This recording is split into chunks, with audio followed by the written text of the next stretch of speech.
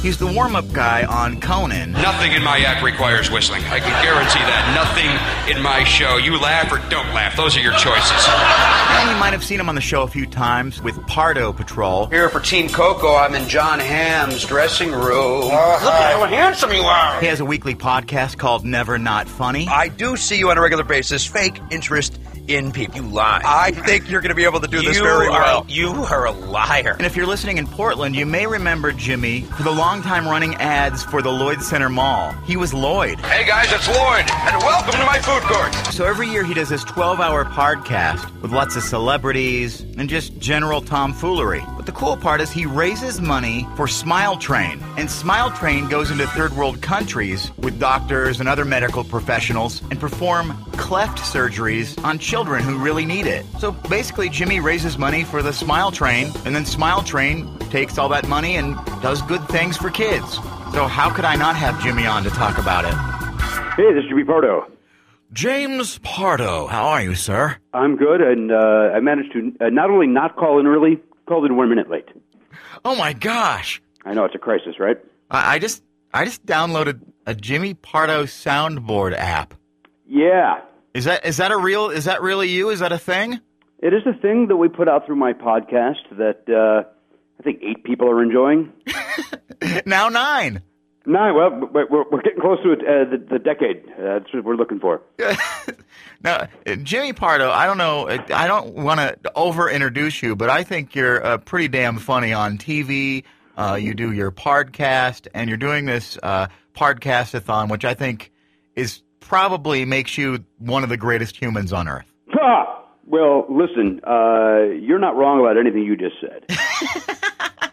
That all sounds 100. Now, listen, are there 2 people there? No, just me, and I cackle sometimes, and I back off the mic so I don't laugh in your face too much. But somehow you cackle and throw your voice and sound like a girl. And I'm not. I don't mean that as an insult. It literally sounds like you're a team, and that there's a woman there that's because you manage to laugh and cackle at the exact same time, so you sound like 2 people. I'm like some kind of a ventriloquist with a weird talent. Maybe I should name my laugh like a girl's name or something. That's not a bad idea, huh? Stella's here. Right? Yes. Oh boy, Stella really liked that joke. That's not a bad idea. See, now if I make tons of money being the guy that can be the woman who laughs at my own jokes, I probably owe you some money. I should probably just donate it to the Pardcast-A-Thon for Smile Train. I think that's the best way to do it. There's no reason why I should get the money, although I wouldn't mind getting a little taste. But, don't stop yourself from laughing now that I made you self-conscious. Yes, stop. Whatever you do, don't laugh now. Yeah, just be quiet and make it as serious as possible. No, but Jimmy, because I do think you're great, and I've met you, gotten a pleasure of meeting you several times in Portland radio and stuff like that. And you're always a great guy, and your podcast is called Never Not Funny, and it's very true. You're a very funny comedian, and I think that it's great because you come from Chicago, which is a place. I'm from Iowa, so I always wanted to do Chicago radio, and I always wanted to be there, but it just never happened. But did you grow up with a lot of like legendary Chicago radio guys? I grew up, my idols growing up were Steve Dahl and Gary Meyer. Yeah. Who, if people don't know, were, and it's disputed, but I think it's accurate that they were Howard Stern before Howard Stern was Howard Stern. Yeah, absolutely. I think even Howard has said that. Well, if he did, he finally came around because there were years where he was denying it, and I think eventually enough people around him were like, "No, you got to tell the truth."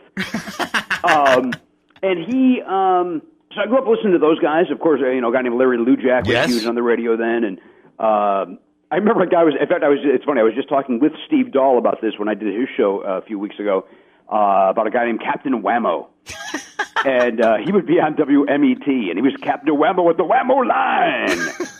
Give us a call on the Whammo line. But for whatever reason, he basically was, a vomiter, this type of guy here. But you liked him. You liked Captain Whammo. Yeah, there's something about him that you're like, hey, he's not the worst guy on the planet. Yeah, I mean, but history is where the guy like this is kind of the DJ you want to avoid. Right. Captain Whammo was okay, and then there was another guy named John Reckers Landecker. Yeah, I know that. Yeah. And and then there was a Brett. he ended up turning into a weatherman. He saw the writing on the wall that radio was dead. And I went into weather.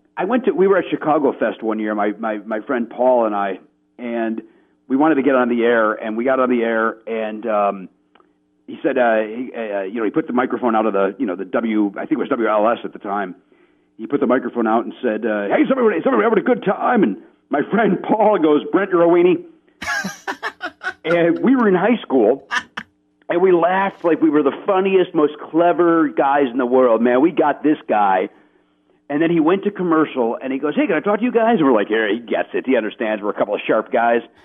And he goes, why would you do that? Why would you feel the need to hurt somebody's feelings? I was like, oh, you're an adult. Okay.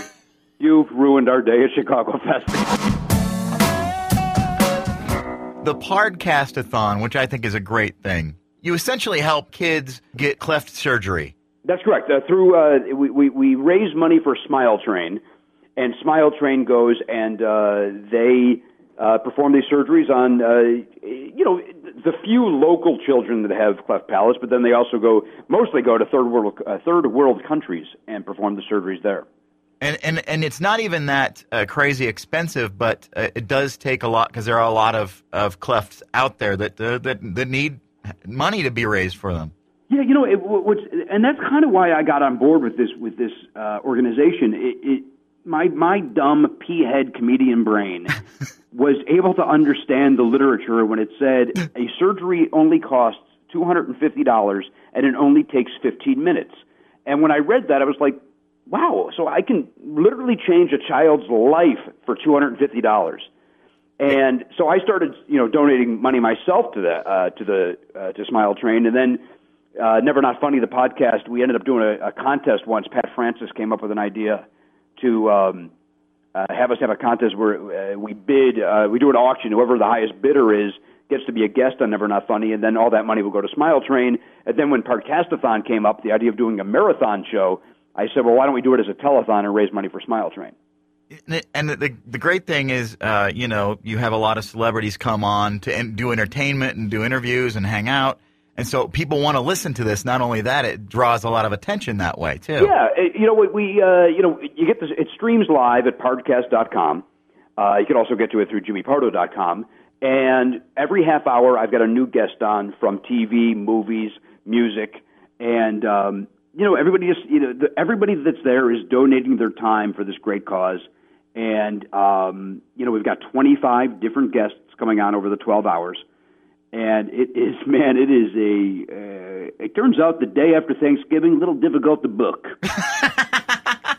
A lot of people on vacation. But that said, the lineup that I have for this Friday is unbelievable. Well, I think you do a lot of great interviews on Conan with the Pardo Patrol. Oh, thank you. And John Hamm is going to be on, Sarah Silverman, Rob Corddry, amongst others. And then you have a lot of surprise guests. And if you text... if you hashtag or you text, what is the number? I have it. It's PCAT12. Yeah, if you text PCAT12 to 877-877, it will update you on the guests that are coming. But a lot of people like to be surprised. Yeah, and you know what? Truth be told, full disclosure, not every guest will be announced via those texts. Either. We do have, some other names that have not been announced will be, but truth is, we have one... John Hamm's been announced, and that guy's, probably, number 3 as far as rank. If I'm going to rank how famous these people are. Right. But there's probably 4 or 5 people that we are not announcing that I know 2 of them will blow the roof off the place. Well, I got to assume that, because Andy Richter was on last year, right? Andy has been kind enough he was on last year and he provided a video for us the year before. I like that he's done a video. That's hilarious. It was great. The year before he had committed to do it, and then at the last minute his family decided they were going to go out of town because we had a longer break from Conan than we anticipated. And so he was kind enough to... it was actually a really funny bit where he was answering questions from the audience. And then I would say we would pause the video, the person would ask the question, and then Andy would just answer, nonsense. The weird part was the audience... The questions weren't. They worked in such a way that what he answered kind of worked. So they just were laughing at like, oh, what a funny way to answer that question.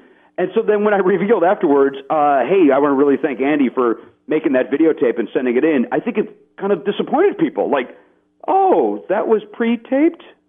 I thought he was answering our question. I thought it was a live video from his home. Yeah, because we said, like, I jokingly said live via satellite, like the way they used to in the old days. But and then, of course, every young person wants to tell me, they call it Skype now. Yes, I know what it's called now. I'm not, a guy that lives in a cave. I think saying live via satellite is funnier than saying Skype. Yeah, isn't your whole premise being funny? That's the and being funny in a retro way. And every now and then, though, there is something that like people think I'm out of touch. And listen, I'm out of touch on a lot of things, but I'm not a complete imbecile. Well, the thing is people always get in the way of telling a joke, don't they? They can't just let it happen. As I always like to say on stage, either at Conan when I'm doing the warm up, or from if I'm on stage as a stand up and somebody wants to add to it, I always say you can't out sarcasm.